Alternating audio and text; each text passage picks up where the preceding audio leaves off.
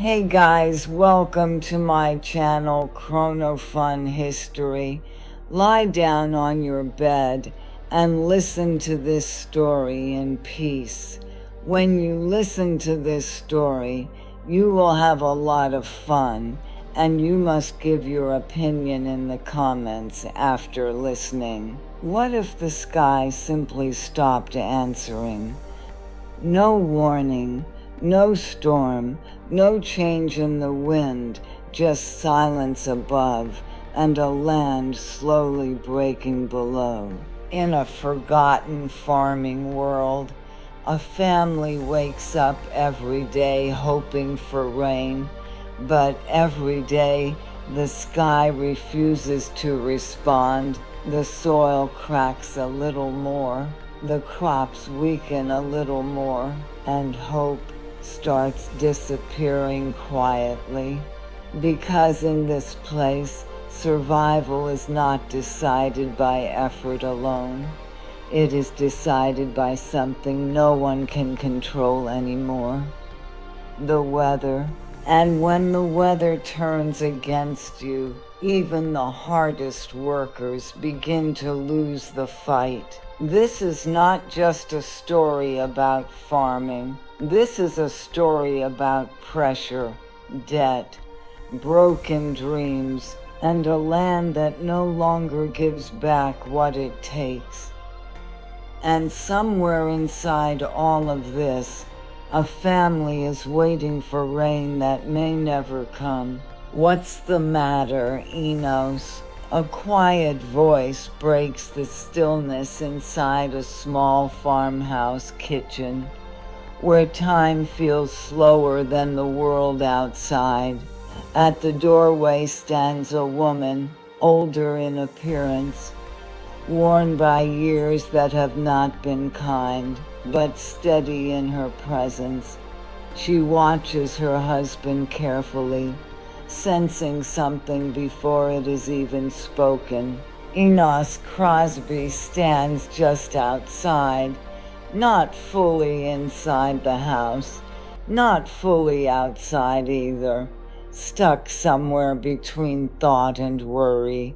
His eyes are lifted toward the sky as if it carries answers he has been waiting for far too long.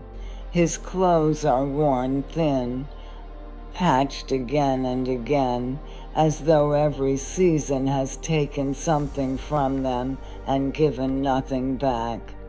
He does not respond at first, so the question comes again. What are you looking at up there, Enos? And finally his voice comes, low and tired, shaped by waiting more than speaking. He is looking for rain, a sign of it, a promise of it, anything that suggests the sky still remembers this land. But there is nothing, no clouds, no movement, no relief in the wind, only a dry emptiness stretched across the horizon. And the truth settles quietly between them. The land is drying out. Everything around them is becoming harder, lighter, weaker. The soil is losing its strength. The crops are losing their color. Even the air feels different, heavier with absence. It has not rained in weeks, and in a farming life, weeks without rain do not pass quietly. They change everything. The woman stands in the doorway, listening, watching him carefully. She does not argue with his fear, because she already understands it. Dry land does not need explanation. It only needs time to show its consequences. And Enos finally speaks what has been growing inside him for days. The potatoes will not survive much longer. The corn is already shrinking under the heat. If this continues, there will be no proper harvest, only failure scattered across the fields, except for the weeds that always seem to survive everything. And yet, even in that fear, there is a small attempt to hold on. A quiet suggestion that maybe things will still turn around, that worry is not always the end of the story. But Enos does not see it that way, because he knows what moisture means to land like this. Without it, nothing grows. Nothing survives, and right now there is none, not even a drop. 4 weeks without rain has turned hope into uncertainty. And in that moment, standing under a sky that refuses to answer, Enos Crosby says what every struggling farmer eventually realizes in silence, that farming is not just work. It is the hardest kind of life there is. Well, we'll have to do the best we can, I suppose. A quiet sigh follows those words as the woman turns away from the doorway and walks back into the house, carrying the weight of everything that has not been said aloud. The air inside feels no lighter than outside. Worry does not stay in one place. It spreads through walls just as easily as it spreads through people. Inside the kitchen, a young girl is washing the breakfast dishes. She is tall, pretty, and still young enough that life should feel simple, but it doesn't. Something in her mother's expression makes her stop for a moment. "What's the matter, Mother?" The question is soft, but immediate, because in homes like this, silence is never empty. It is always carrying something. The mother pauses, and then answers honestly everything, but especially her father. Not because he is sick in body, but because he is carrying too much in his mind. Not because he is sick in body, but because he is carrying too much in his mind. The absence of rain has not just affected the land outside. It has settled inside him too, turning thought into worry and worry into constant pressure. He is afraid that the crops will fail, afraid that the season will collapse, afraid that everything they have worked for might not survive another dry month. The girl listens carefully, her hands still resting near the sink. She understands more than she says, because she has grown up in a home where weather is not just weather.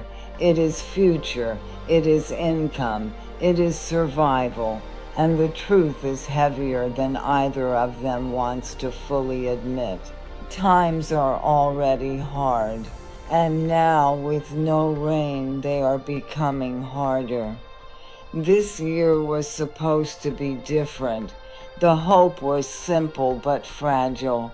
They depended on a good season, just enough to finally begin paying off the mortgage that has followed them for years like a shadow that never leaves. But now, instead of moving forward, it feels like they are slipping backward, deeper into debt, deeper into uncertainty, deeper into the same struggle that never seems to end. The mother's voice carries frustration now, not loud, not angry, but tired in a way that comes from repeating the same fears too many times. It is especially difficult because things had started to improve. There had been progress, small signs that life might finally be turning. But now this dry spell has arrived at the worst possible time, threatening to undo everything they had built back slowly. The girl does not respond immediately, not because she does not care, but because she understands. She knows what a long drought means for a farming family. She has seen enough seasons to recognize how quickly hope can disappear when the land stops cooperating. Her face changes slightly, becoming more serious, more thoughtful. The kind of expression that comes when innocence starts to understand responsibility. Outside this moment, the family exists as one small unit on a farm near Lockport in one of the Middle Western states, a place where land decides life and weather decides everything else. Enos Crosby is the head of the family, still standing somewhere between hope and frustration. His wife carries worry quietly inside her.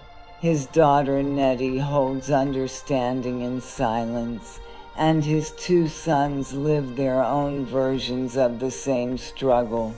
Jed, the older boy, has a lighter spirit, someone who naturally looks for brightness even when conditions are dark. And Will, younger and more thoughtful, carries a different weight, often thinking too far ahead, imagining outcomes before they arrive, as if he is always preparing for what might go wrong next. And in this house, under this sky, with this land drying slowly outside, every member of the Crosby family is connected by the same invisible truth. They are all waiting for rain. Though he was 2 years younger than Jed, Will stood taller than his brother by nearly half a head, though strength was not something he carried in the same measure. There was something about him that felt stretched, like he had grown faster than the life around him had prepared him for. And Mr. Crosby had spent years trying to hold everything together.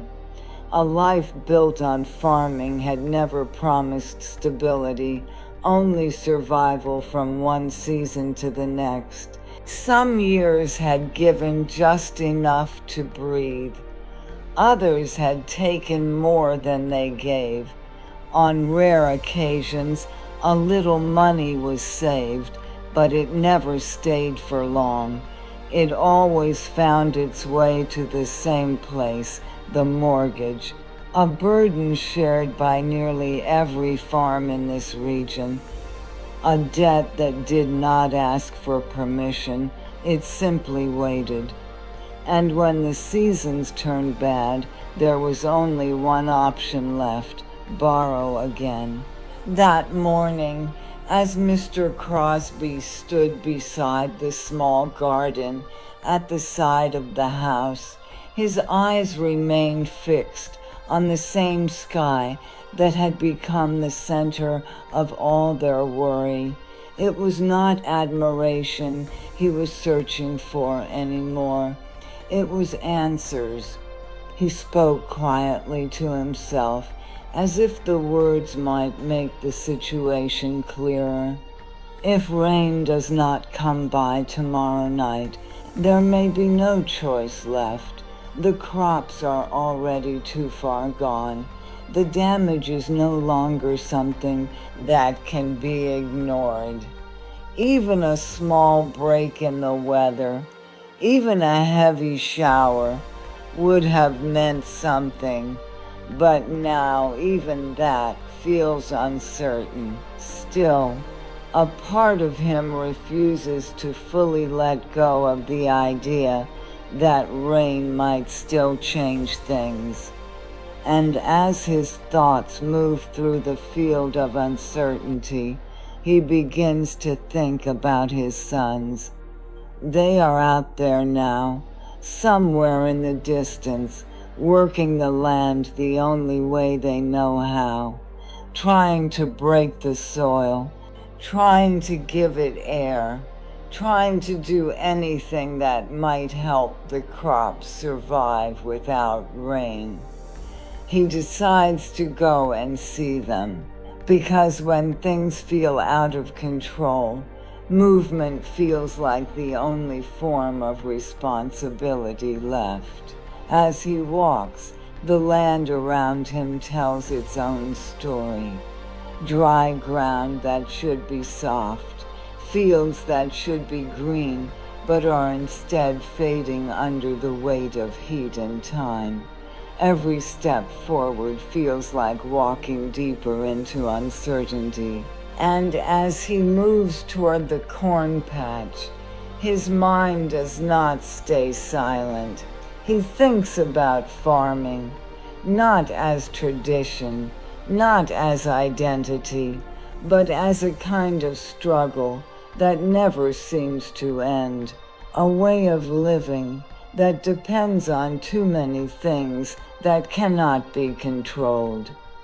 Weather, markets, debt, timing, luck. Too many variables, too little certainty. He admits to himself quietly that he has often wished for something different, some other kind of work, something more stable, something less dependent on the sky. But that thought always ends the same way. He does not know anything else. This is what his family has always done. This is what he was raised into.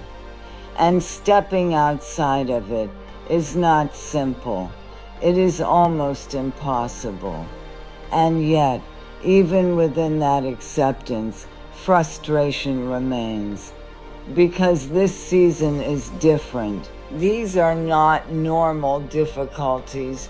These are hard times that feel heavier than the ones before, the kind that push even strong people into doubt. And the weight is not just his own.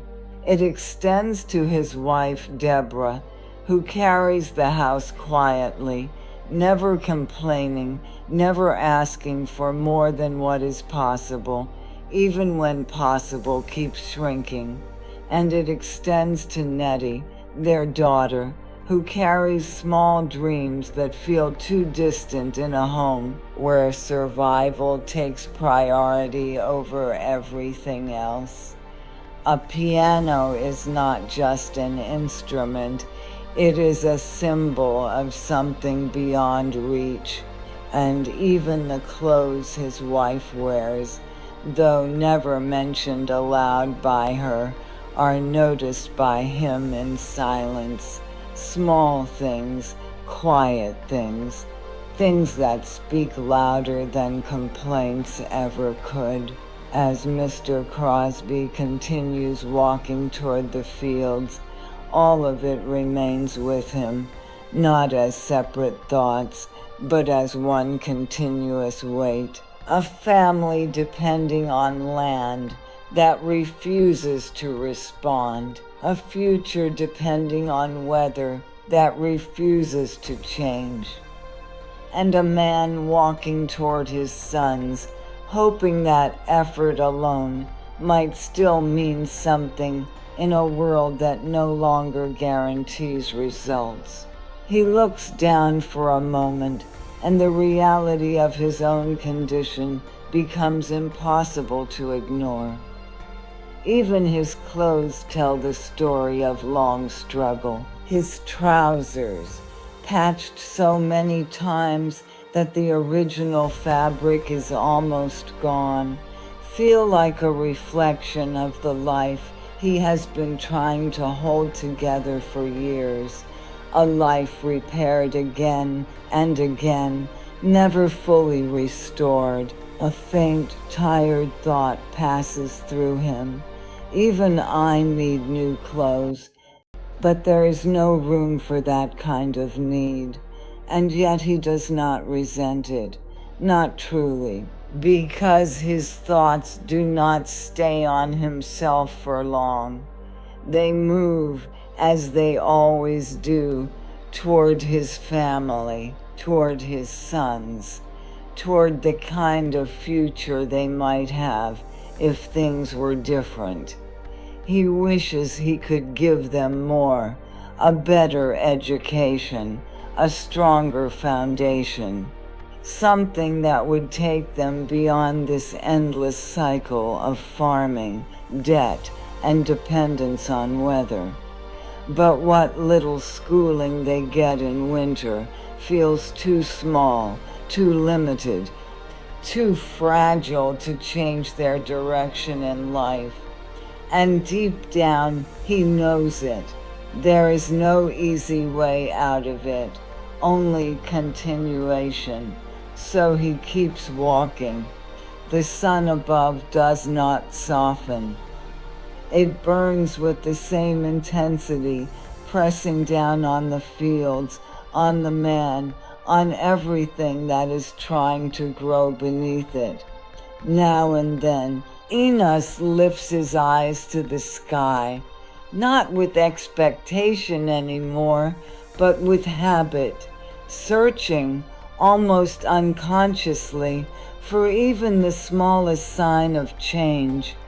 A cloud, a shadow, anything that might suggest relief is still possible, but the sky remains empty.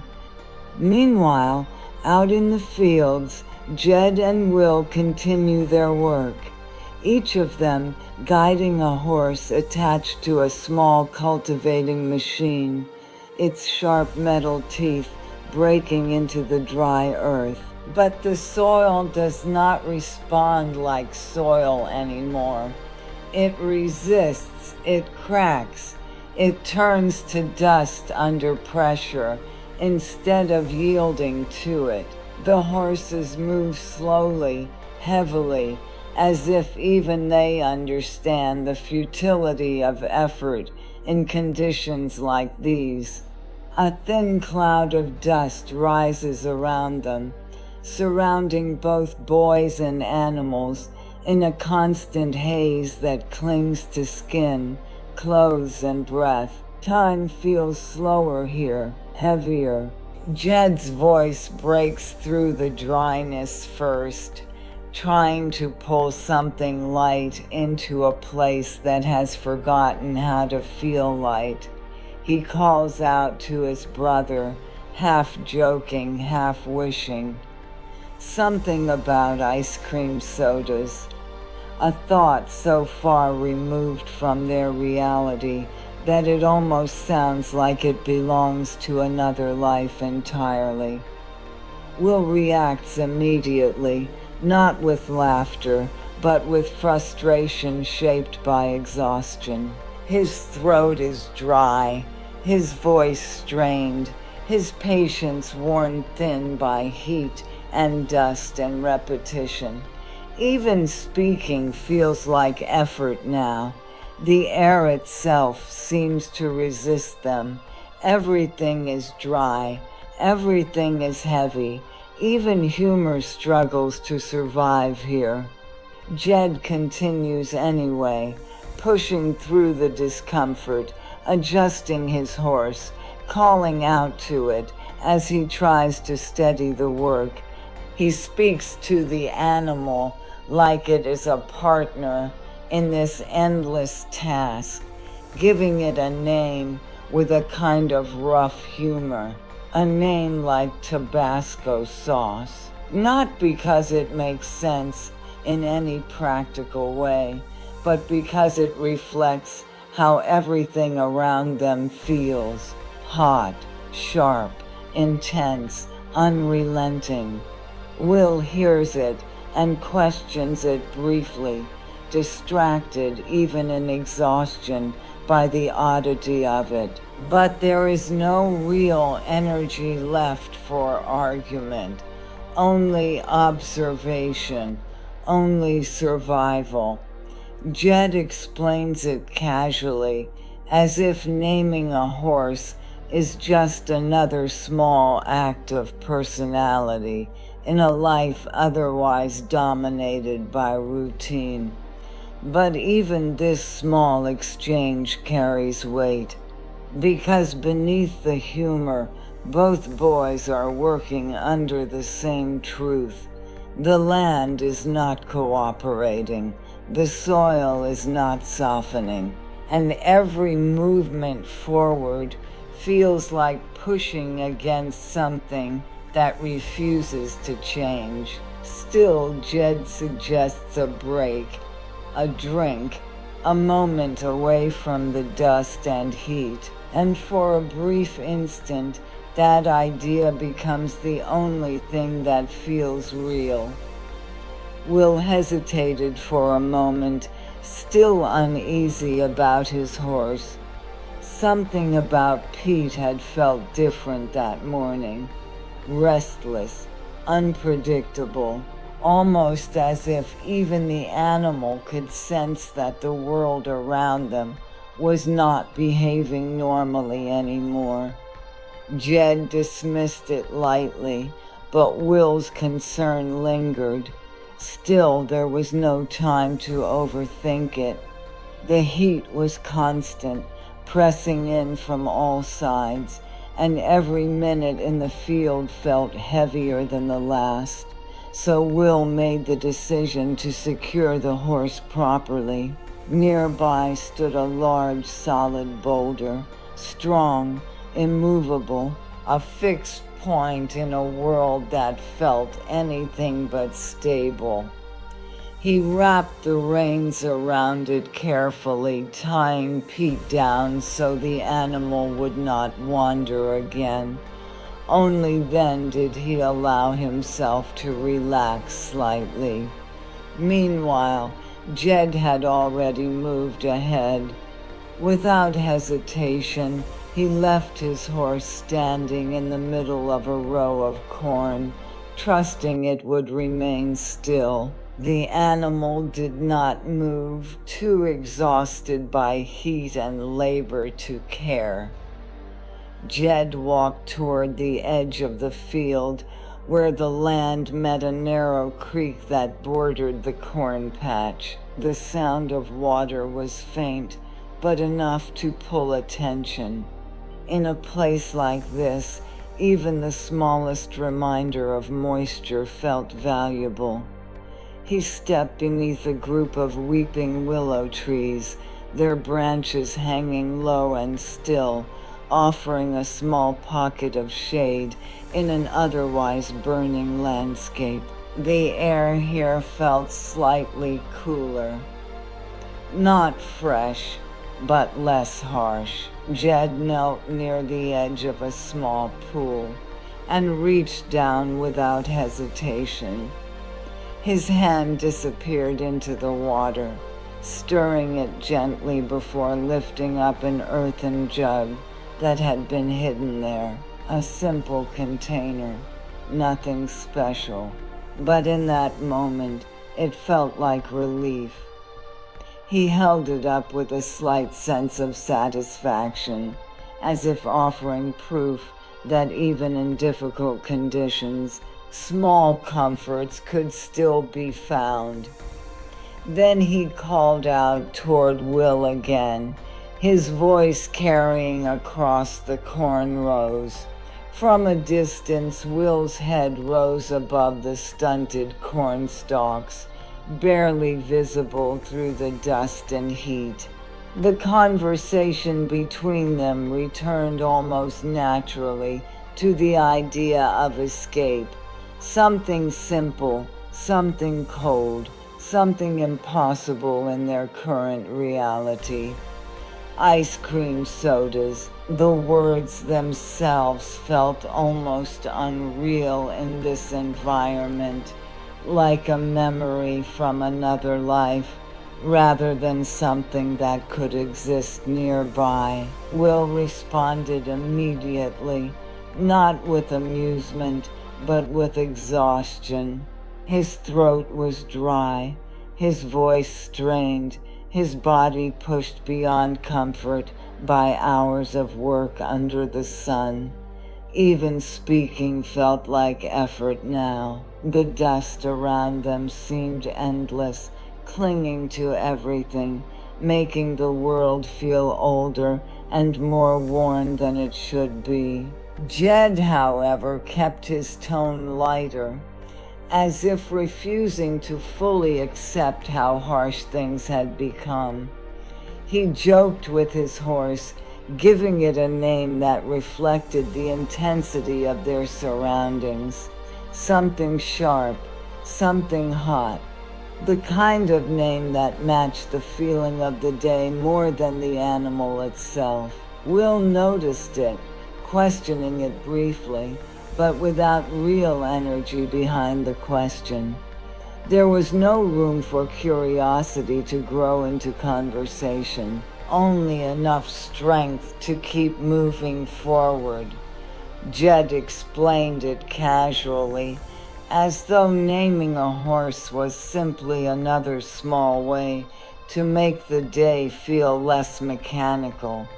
But even these small exchanges carried a quiet weight, because beneath the humor, beneath the words, both boys understood the same reality. This was not an easy day. This was not temporary discomfort. This was endurance. And then, as if to balance the heat and effort, Jed returned to his earlier suggestion, a drink, a moment of rest, a brief pause in a day that offered very few of those. He invited Will again, this time with more certainty, leading the way toward the creek. Will followed, and for a short while the farm, the work, and the dust all faded slightly into the background as they moved toward the only place that still held even a fraction of relief, the creek. Jed held up the earthen jug for a moment, as if letting the sight of it speak for itself. In a land like this, even a simple container of water felt like something earned rather than given. The heat pressed down without mercy, and every small relief seemed temporary. And for a short while, the farm, the work, and the dust all faded slightly into the background as they moved toward the only place that still held even a fraction of relief, the creek. Jed held up the earthen jug for a moment, as if letting the sight of it speak for itself. In a land like this, even a simple container of water felt like something earned rather than given. The heat pressed down without mercy, and every small relief seemed temporary. Will spoke with a kind of quiet frustration about wanting something different from this life, something that did not feel like endless labor for returns that never fully arrived. Jed answered in a way that mixed acceptance with resignation, as if he had already learned how little control they had over the larger direction of their lives. Their father's struggles were part of that same reality. Bad luck had followed them for years, and even hope, when it appeared, never stayed long enough to become change. Still, there was always the practical side of things pulling them back into motion. The corn would not wait. The soil would not fix itself. And if they stopped now, there would be nothing at all by the end of the season. So they returned to the work. But the idea of rest did not leave entirely. Will suggested giving the horses a drink, thinking of them after hours of pulling through dry fields. Jed responded with a brief remark, half practical, half dismissive, pointing out that the animals could not use what they had in the jug and would need proper water instead. The exchange carried no real tension, just tired understanding between two boys trying to make sense of a long, draining day. Eventually, they decided to move the horses toward the creek. They unhitched them carefully, placing halters on their heads, and began leading them across the field. The animals responded quickly, almost eagerly, as if they too recognized the direction toward water. The creek bordered the cornfield, lined with a few trees that offered a faint suggestion of shade. The air there felt slightly different, less harsh, though still heavy with heat. The water was low, but it moved, and in a place like this, movement alone felt valuable. As they reached the edge, the horses were guided closer to the water. The moment felt simple, routine, almost peaceful compared to the strain of cultivating the fields. But then, without warning, everything shifted.